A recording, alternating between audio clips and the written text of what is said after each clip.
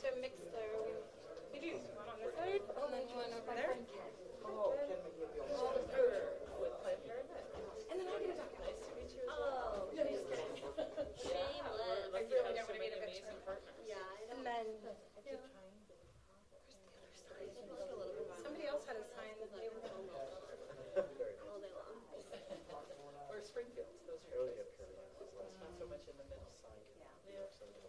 Oh, that would be the funniest moment. But yeah, we need the balance of the numbers to go to either side. I love that. You just stay on the Sean. So are we smiling? Are we pensive? What's the tone? I'm afraid I'm going to have a sneezing fit at the wrong time. I just want to know what our motivation is. I don't know. We'll find out. They're not drowsy. Okay. Yeah. That's generally my tone. And that was in. But I haven't heard anybody speak, so we're going to be really going off about something. And I feel like I need to be like, I got to get serious. I don't want to be cheesing, and then suddenly this guy is like, Believe everything you do. I'm getting a tax break. That's how it feels. yeah, just like, Sure you do. that's my face. Moving steadily.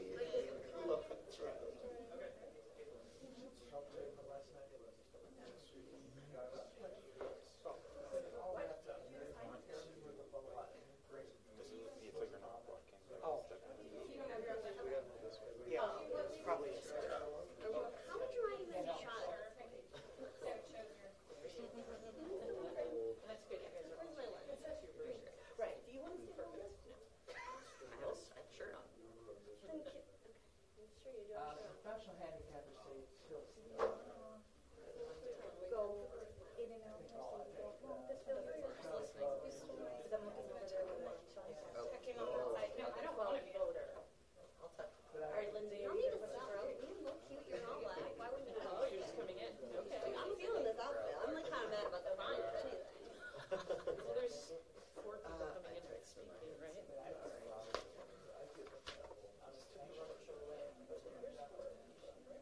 They told me not to.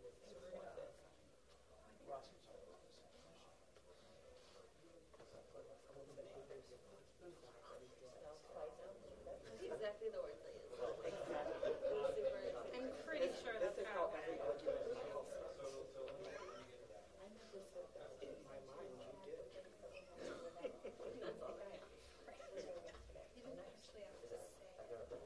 I really like this. It's payroll pen. They're payroll. Lindsay will take this side. It came like with the presentation. It was like so near.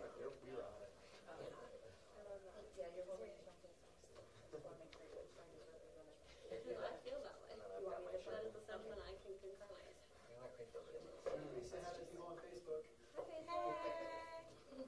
like sticky and everywhere, but I think it's because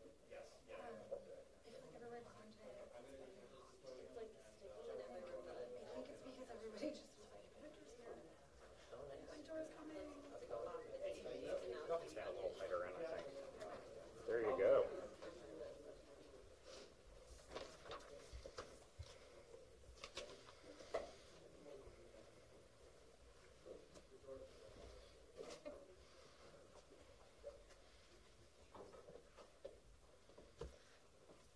All right.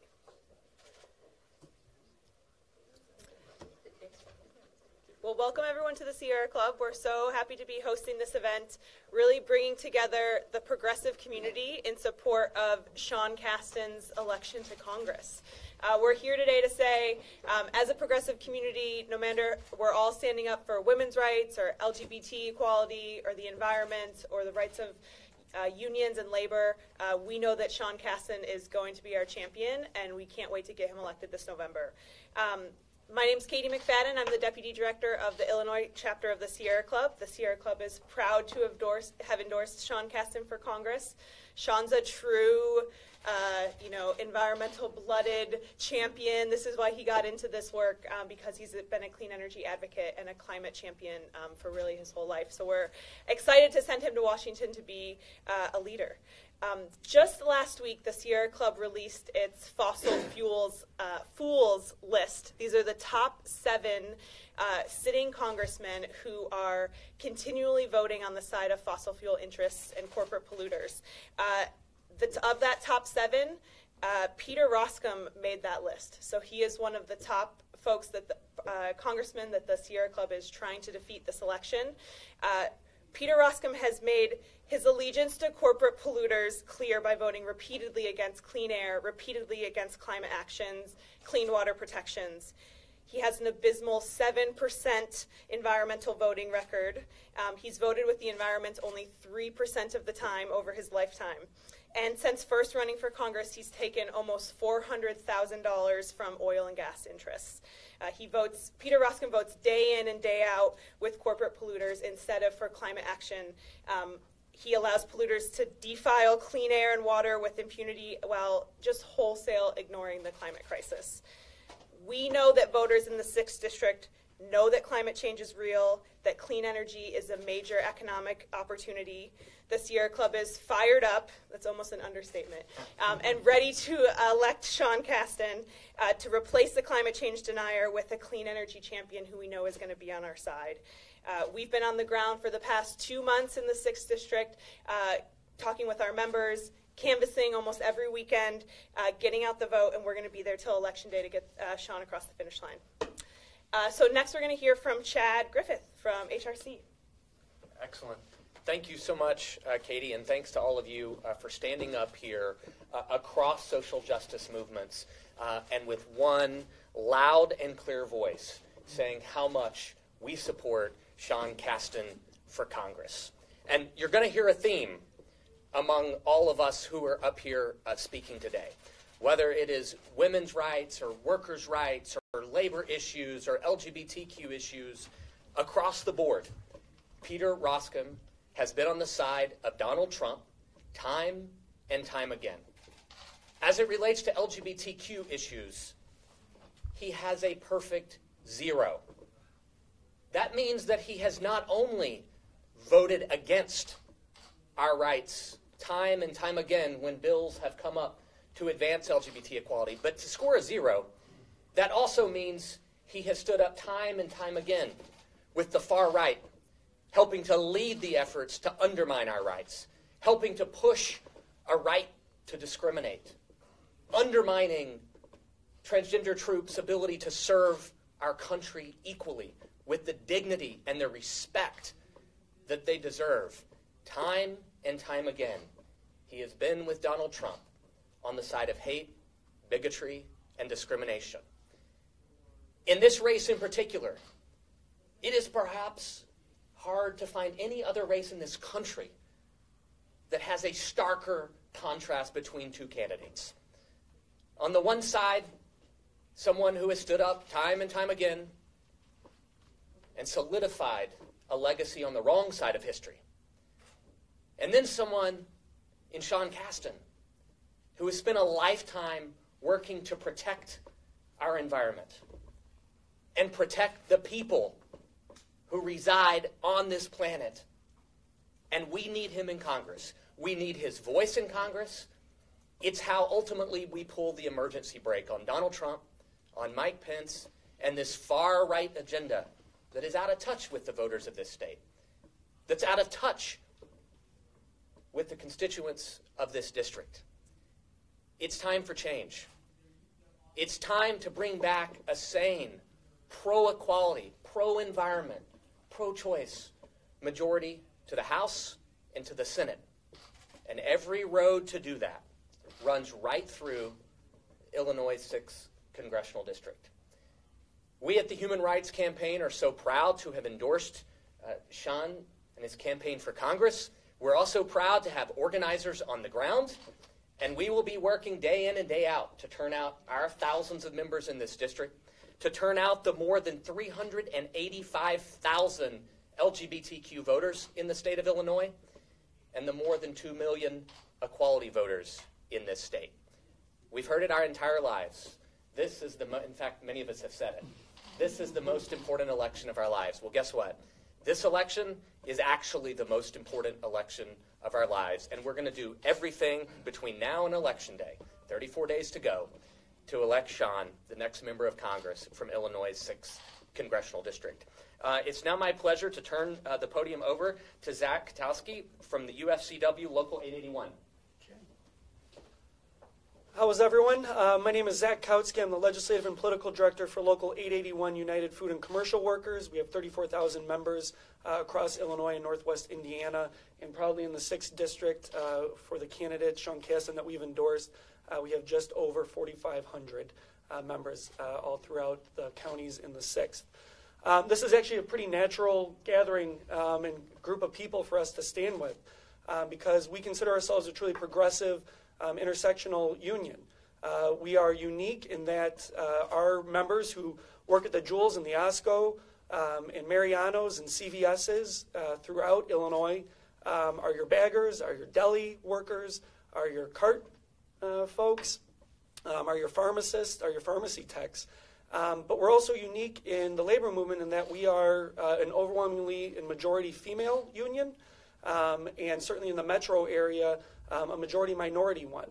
And so what that's done has forced our union to follow our membership and to bring us to some of the issues that might not neatly always fall under labor's issues. We were one of the first unions to proudly join the Gay Pride Parade. I believe it was us and CTU. We're the first two in on that for organized labor. And that was because we have a significant group of our membership who are and identify as LGBTQ. We have majority female membership. So we've long stood with the reproductive choice and reproductive health care community because that is what our membership needs, both under our contract and in the rest of their lives and for their families. And we stand with the environmental community because we have members who unfortunately deal with environmental justice just by where they live. And they live in communities more often than not that face industrial and environmental discrimination and the pollution that they face in their air and in their water. And so when we look at the totality of what it takes as a union to serve our membership and to advocate for them in the halls of power, we look for candidates that are going to be right on those issues. And it was pretty easy when we took a look at the 6th District to figure out that Peter Oscom was not going to be our choice on that, and that Sean Casten certainly was a candidate worthy of our endorsement. And I not only say that on behalf of our membership, but I say that as a former constituent of Peter Oscom's. I grew up in the 6th District in Naperville. I grew up with Peter Oscom as my state senator, and the first time I actually met Sean, well over a year ago at this point, I told him about a meeting that I had that's still seared in my brain of when I went and advocated for my parents who are gay with Peter Oscom as my state senator in Springfield back in 2005, and the disdain that he had for the issues and the equality that my parents were asking for under state law, and literally ended with a hand in my face and a brush off from that meeting. That's the type of approach that Peter Oscom brings to public service and to the issues and to the candidate, or to the issues and the members that my union fights for every single day. And so we were very proud to have an alternative and one who is right on the issues and right by working people in Sean Casten. So we're proud to be here with our brothers and sisters in organized labor and within the progressive movement endorsing him. Enough from me. I'm handing it over to Anders Lindahl from AFSCME Council 31. Sorry. Thank you.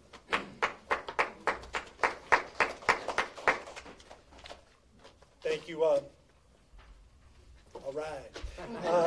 I am Anders Lindahl with AFSCME Council 31, Director of Public Affairs, and actually former UFCW member, Zach, as well. AFSCME represents 100,000 active and retired public service workers throughout Illinois, including city, county, state, university, and not-for-profit human services employees. And our union is a leading voice for working families statewide. Our members who live in the 6th District care for people with mental illness. They care for people with developmental disabilities. They work in school districts like Glenbard and Glen Ellen. They work in the DuPage County court system and much more. And they are going to vote this November for candidates who stand with working families, candidates like Sean Casten. That's because we know Peter Oscom. Peter Roskam votes against working families. He votes against working people every chance he gets. Roskam has a lifetime voting record of just 20% from the AFL-CIO. That means 4 out of every 5 votes Peter Roskam casts are for big banks, big corporations, CEOs, and the big money special interests who give him millions of dollars in campaign contributions. 4 out of every 5 votes against the working people of the 6th District, his constituents. That's exactly what Roskam did when he voted for the Trump tax scam. Voting with Trump, as Roskam has done 94% of the time. He voted for a $2 trillion giveaway to the wealthy, a giveaway to campaign donors and big corporations, a giveaway that does nothing to raise workers' wages, to create good-paying jobs, to reduce economic inequality. Instead, the Trump-Roskam tax scam will further rig the economy against working families while driving up the deficit, something Trump and Roskam want to use as cover to push for further cuts to Medicare, Social Security, and Medicaid. You've heard it said already, it's time for a change. Big corporations, big campaign donors, and rich people have plenty of representation in Washington already. It's working people who need a voice in the 6th District, throughout Illinois, and across this country. The public service workers of AFSCME are proud to endorse Sean Casten to be that voice. And with that, Sean.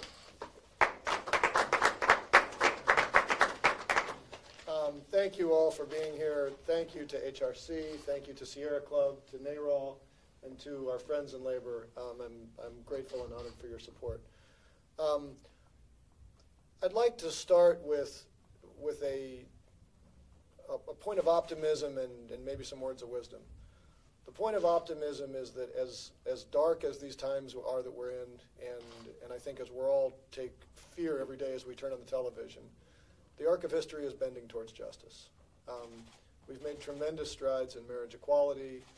We've made tremendous strides in racial equality. We are not done yet, make no mistake, but we've made progress.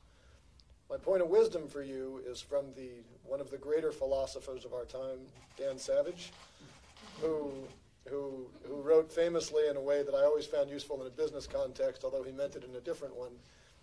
When someone accuses you of something that you've never thought of, you immediately know what they're capable of. And as I watch the Kavanaugh hearings this week, and as I look at what comes out of Trump's mouth in response to it, what you are hearing is people accuse people, good people, of things that they are personally capable of. And what we are seeing as this arc of history does bend towards justice is a backlash from those who historically benefited from the status quo, who feel like they're losing something as equality spreads throughout our country.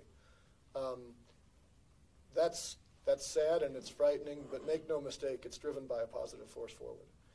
And what we are looking at with Donald Trump, what we're looking at with Peter Roskam, who votes with Donald Trump 94% of the time, what we're looking at with the Kavanaugh hearings is the last gasp of views and values that we know are not the majority, and we know they don't represent anybody up here on this podium.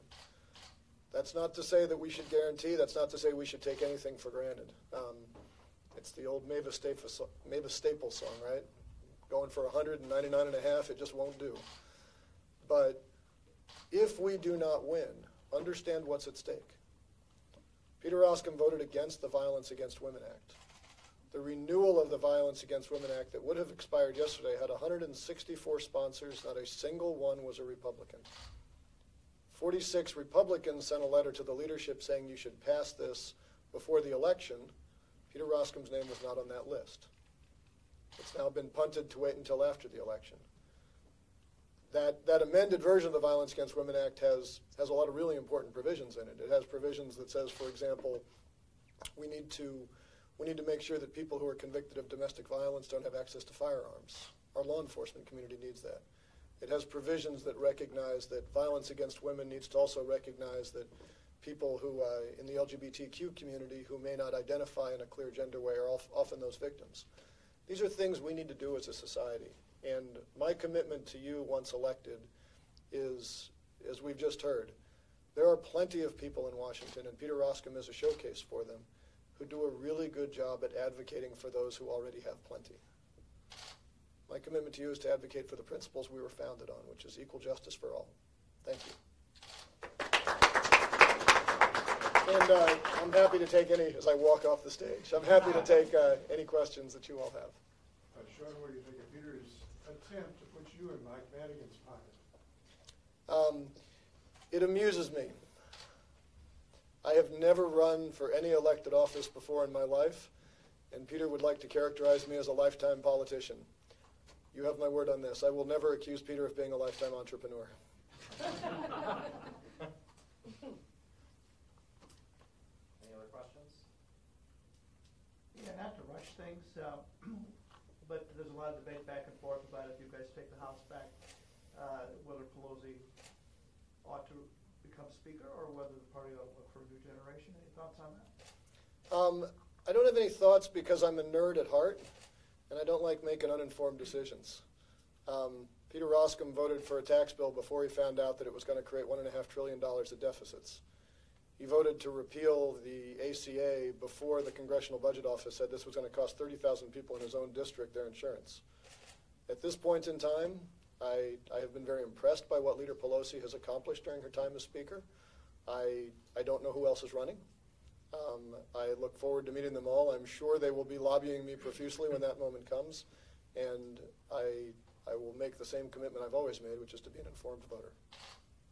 Any danger in your district that Trump's antics will incite a bigger Republican vote than you'll incite opposing him? I will leave that to the political prognosticators. What I can tell you is that I have absolutely no intention of pretending that my values are anything else than what they are. And if at the end of the day the majority of the voters really want to support the kind of agenda that Donald Trump and Peter Roskam and Brett Kavanaugh advocate, I am not their man.